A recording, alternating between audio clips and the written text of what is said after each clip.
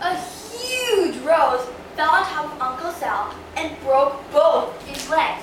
So my parents and I, of course, were going to go help him tend his garden. Uncle Sal asked me, not any of you, to go and check on those roses. Knowing that those roses grew to abnormal sizes, I grabbed a ladder and headed over to the garden. Finding what looked like a sturdy, tall rose, I leaned my ladder against it and began climbing upwards. After stepping off onto the petal, I looked out over the big patch of roses. I was happy to be the one giving Uncle Sam the great news. There were at least 100 bouquets to be made out of these roses.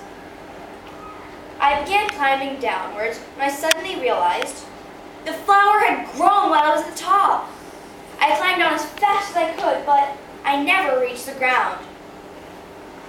Finally, my father realized I hadn't come home and looked out over the patch of roses. Finally, he found me. Uncle Sal and my father came out with axes and began cutting down the rose.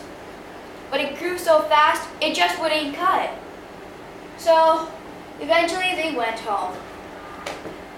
So I waited and waited and waited. Happily for me, a huge blizzard came and froze the ground. So the rose stopped growing at last. I climbed down from the thorns and got off.